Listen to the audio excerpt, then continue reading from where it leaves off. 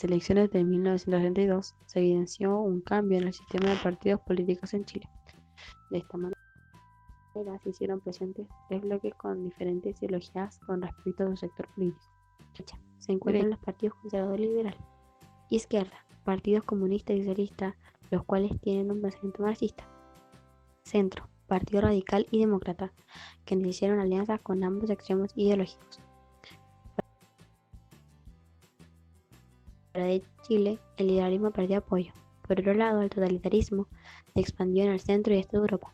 Por último, el fascismo italiano y el nacionalsocialismo alemán sumaron partidarios, y la Unión Soviética, el único país socialista, consolidó su influencia económica planificada. En este contexto, se dio pie, en 1935, a la Tercera Internacional, que tendrá el objetivo de hacer alianzas con fuerzas antifascistas de cada país. A estas le llamaron Frentes Populares, conformados por partidos desde el centro hasta la izquierda en el ámbito político.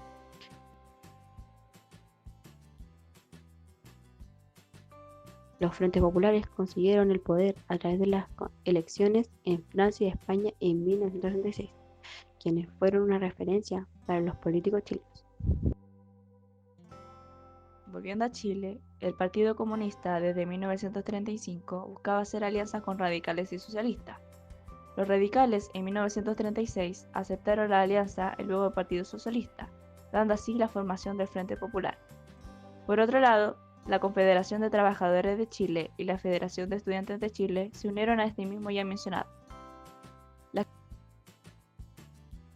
candidaturas presidenciales del año 1978 mostraron grandes cambios que el sistema político tuvo en aquella época, teniendo así tres candidatos.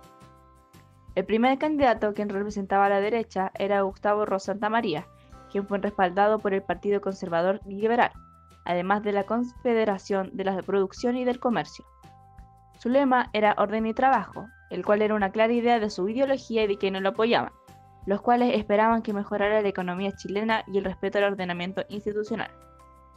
Para quienes lo criticaban, representaba la continuidad de las medidas represivas y antipopulares, además de mantener la línea autoritaria del presidente. El segundo candidato fue Pedro Aguirre Cerda. Se basaba en democratización y justicia social. El lema de su campaña era pan, techo y abrigo, lo cual llamó la atención a la clase media y baja. Sin embargo, sus opositores lo encontraban antidemocrático, ya que para ellos representaba una amenaza para la revolución marxista. La contienda electoral fue simbolizada como un enfrentamiento entre marxismo y fascismo. Como último candidato, quien es Carlos Ibáñez del Campo, apoyado por algunos sectores socialistas, chilenos y adeptos tradicionales, su candidatura buscó representar una opción de izquierda, crítica de los comunistas y su política de alianzas.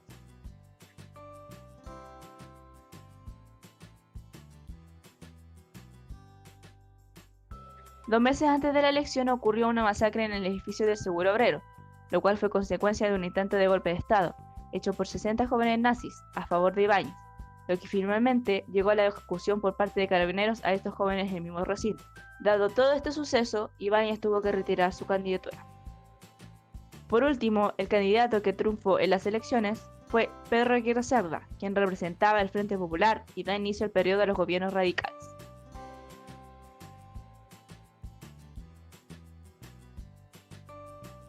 Características sociales del periodo.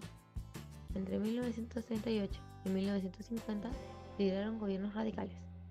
Este periodo se caracterizó por constantes intervenciones por parte del Estado en la economía, implementando un nuevo modelo económico conocido como crecimiento hacia adentro y la implementación de servicios de protección social. Se privilegió el desarrollo industrial y el préstamo de servicios sociales, siendo los más beneficiados los grupos medios, dada la buena organización y negociación de estos grupos.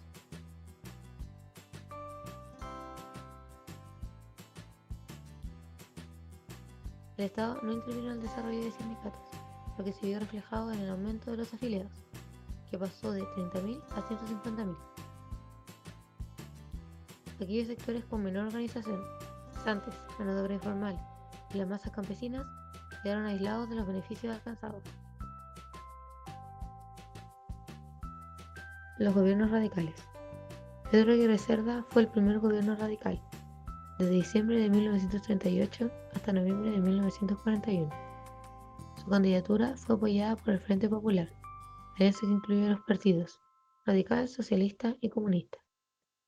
Y su lema fue "Gobernar es educar", lo cual demostró durante su mandato con más de 500 escuelas y centros educacionales a lo largo del país.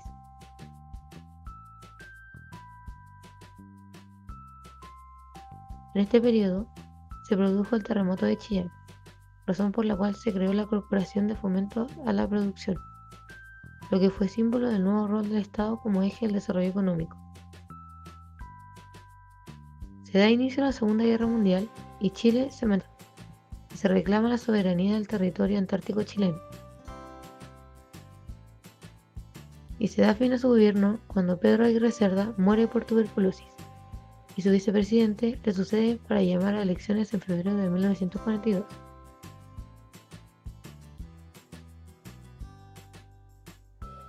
Apoyado por un sector liberal conformado por radicales, demócratas, falangistas, socialistas, comunistas y un grupo conservador, Juan Antonio Ríos triunfa. Su gobierno dura desde abril de 1942 hasta enero de 1946, y su lema, "Gobernar es producir", se vio reflejado con la continuación de las políticas industrializadoras comenzadas por el gobierno anterior. En su mandato se inauguraron industrias como la CAP, la Endesa y en 1944 la CEA, la cual fue fundamental en el desarrollo de la salud pública del país.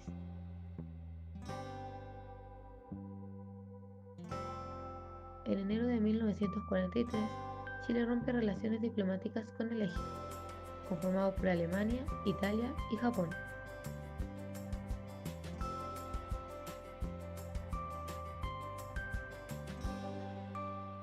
Y en abril de 1945 le declara la guerra a Japón.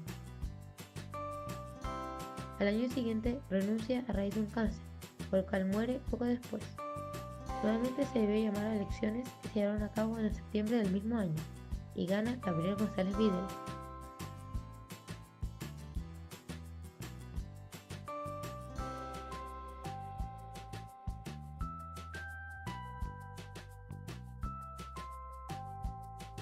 Apoyado por radicales, comunistas y liberales. Uno de sus primeros cambios fue la Ley de Defensa Permanente de la Democracia, conocida popularmente por la izquierda como Ley Maldita, dictada en 1948. Trataba de proscribir al Partido Comunista.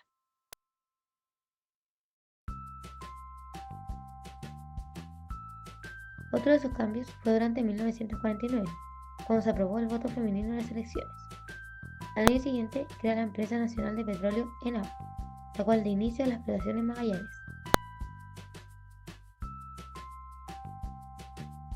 Una de las obras más importantes de su mandato fue el Plan Serena, en el cual se invirtieron importantes sumas de dinero para la remodelación de esta ciudad.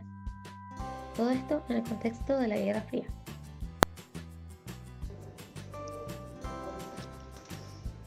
El Estado benefactor está basado en lograr proporcionar al sector popular acceso a servicios básicos como la salud, vivienda y educación. Entre 1935 y 1955 hubo un aumento de 4,5 en la inversión de programas sociales, para así priorizar las prevenciones sociales.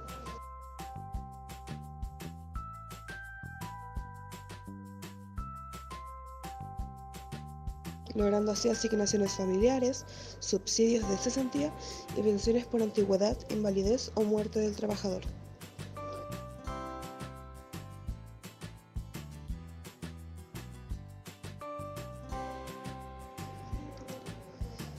En cuanto a la salud, en 1942 se crearon instituciones enfocadas en la asistencia de alimentación y salud, entre ellas la Prontinfa y Serena.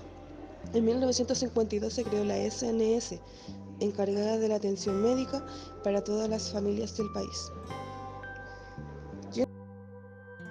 Yendo al tema urbano, la vivienda era un tema urgente de la población. Se crearon programas habitacionales para así entregar moradas de calidad y económicas. Aún así hubo un déficit, por lo que continuaron las poblaciones callampas, que eran campamentos precarios situados en terrenos ilegales. Finalmente, y hablando de educación, desde 1940 aumentó el número de matriculados en nivel primario, secundario y universitario. En 1938 se creó la Sociedad Constructora de Establecimientos Educacionales, permitiendo impulsar la construcción de escuelas y liceos. En 1947 se fundó la UTE, con el objetivo de formar técnicos superiores, así iniciando el proceso de industrialización.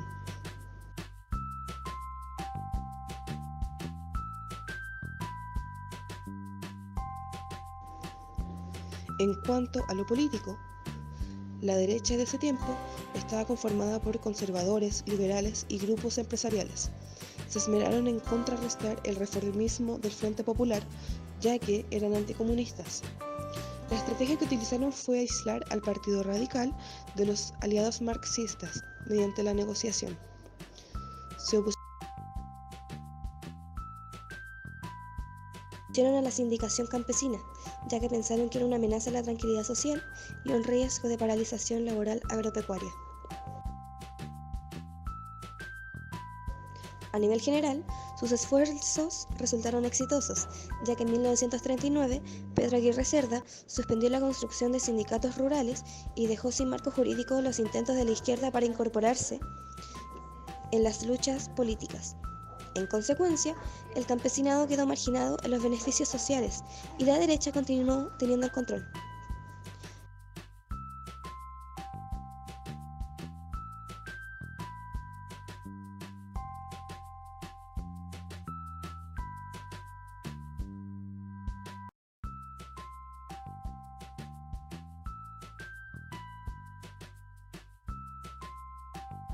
En 1946, Gabriel González Videla fue apoyado por liberales, radicales y comunistas.